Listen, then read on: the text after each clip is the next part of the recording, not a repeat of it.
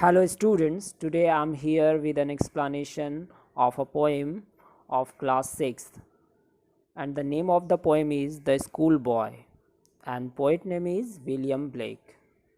So first of all we shall come to know about the poet. William Blake was an English poet, painter and printmaker. Student William Blake एक English के poet, painter और print maker यानी designer थे. He was considered a big gun in the history of poetry and visual art. Poetry और visual art के इतिहास में उन्हें एक प्रभावशाली पोएट माना जाता है. His writing has influenced countless writers, poets and artists. और उनके पोएम्स ने, उनकी कहानियों ने न जाने कितने राइटर्स, पोएट्स और आर्टिस्ट को इन्फ्लुएंस्ड किया है, प्रभावित किया है. So let's start this poem.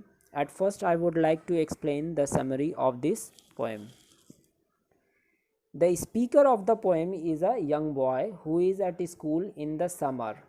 एक छोटा स्कूल बॉय है, एक छोटा ऐसा स्कूल का बच्चा है जो इस पोएम में स्पीकर है, जो गर्मी के इस प्लेजेंट सीज़न में, गर्मी के इस प्लेजेंट डे में स्कूल में है.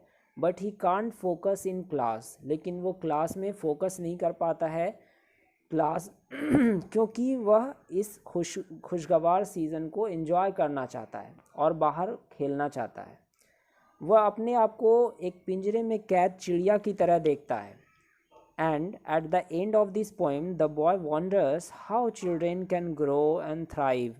वो बच्चा सोचता है कि आखिर बच्चे कैसे ग्रो कर पाएंगे, कैसे अपने आप को फ्लोरिश कर पाएंगे if they are not allowed to enjoy the summer. अगर उन्हें ये समर डेज़ को एंजॉय करने नहीं दिया जाएगा तो कैसे वो जो है बड़े होकर एक प्रोडक्टिव मैन बन पाएंगे. Now come to the first stanza of this poem. In this stanza the poet is explaining the nature and the things present in the nature. वह कहता है कि मुझे बहुत अच्छा लगता है गर्मी की सुबह उठना, जब हर एक पेड़ों पर पक्षी गाते हैं और कहीं दूर शिकारी अपना बिगुल या हॉर्न बजा रहा होता है. यानी वह शिकारी हॉर्न बजाकर ये संदेश दे रहा है कि अब वह शिकार के लिए जा रहा है. और स्काई लार्क पक्षी मेरे साथ गाती. वो कहता ओह व्हाट स्वीट कंपनी, यानी ये कितनी अच्छी कंपनी होती कि स्काई लार्क और मैं दोनों मिलके एक साथ गाते. Now in the second stanza, the poet is telling, but to go to school in a summer morn, oh, it drives all joy away. That means, लेकिन वहीं गर्मी में स्कूल जाना ये हमारी सारी खुशियों को क्या कर देता है, भगा देता है, यानी हमारा सारा मज़ा किरकिरा कर देता है.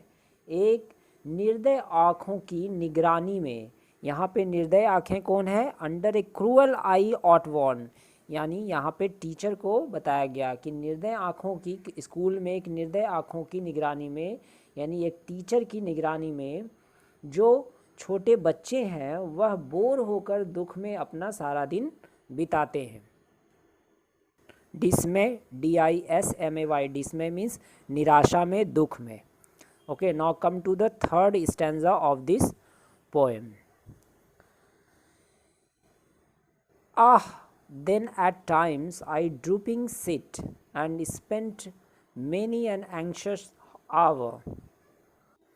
यहाँ बच्चा कहता है हमें घंटों तक क्लासरूम में झुककर बैठना पड़ता है, कई कई बोर होने वाले पीरियड्स को झेलना पड़ता है, और ना ही मुझे अपनी किताबों में खुशी मिलती है ना ही क्लास में बैठकर, क्योंकि मैं पूरी तरीके से वर्न थ्रू हो गया हूँ. वर्न थ्रू मीन्स उब गया हूँ. किससे उब गया हूँ? With the dreary shower. Dreary shower यहाँ किसे कहा गया है?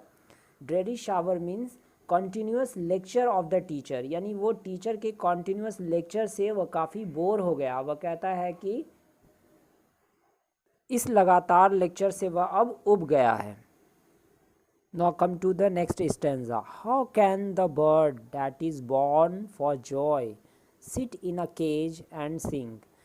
इस स्टैंजा में वो एक बर्ड का एग्जाम्पल देता है और वो कहता है कैसे कोई पक्षी जो खुश रहने के लिए पैदा हुई है पिंजरे में रहकर गाना गा सकती है। उसी प्रकार से जब एक बच्चा जब डरा हुआ रहेगा और अनॉयड रहेगा तो वह क्या करेगा, वह अपने नाजुक से नन्हे पंखों को ड्रूप यानी तोड़ देगा और अपने बचपन और खुशी भरे दिनों को भूल जाएगा, और फिर बच्चा आने वाले दिनों में भी खुश नहीं रह पाएगा अगर वह डरा हुआ और अनॉयड रहेगा। Now come to the next stanza. O father and mother, if birds are nipped and blossoms blown away. वो कहता है, ओ मेरे फादर और मदर, अगर प्लांट के नए नए और नाजुक पत्तियों को तोड़ लिया जाए। वह इस स्टेंजा में एक प्लांट का एग्जाम्पल देता है कि जब प्लांट के नए नए उग रहे नाजुक पत्तियों को तोड़ लिया जाए और इन नाजुक से पौधे को अगर उनकी खुशियों से दूर रखा जाए तो इन पौधों का क्या होगा, क्या वो प्रॉपरली ग्रो कर पाएंगे। और जब इन बच्चों को खुशी के दिनों में बचपन में इनकी खुशियों से दूर रखा जाए और इन्हें दुख और निराशा दी जाएगी, यानी हर समय उन्हें रोक टोक किया जाएगा, then how shall the summer arise in joy, तो वो कैसे इन्जॉय कर पाएंगे summer. Now in last stanza the poet is telling how shall the summer arise in joy और द समर फ्रूट्स अपीयर। वो कहता है कि फिर कैसे गर्मियों की सुबह खुशनुमा होगी, खुशियों से भरी होगी।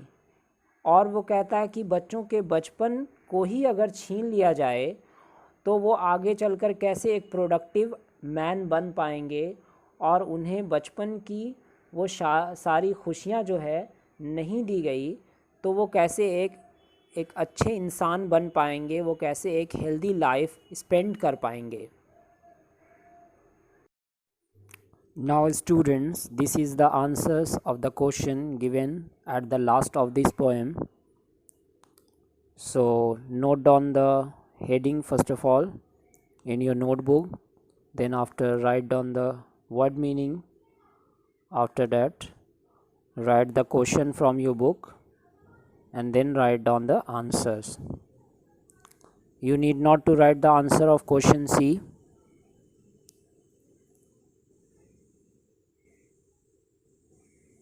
Okay then, thank you.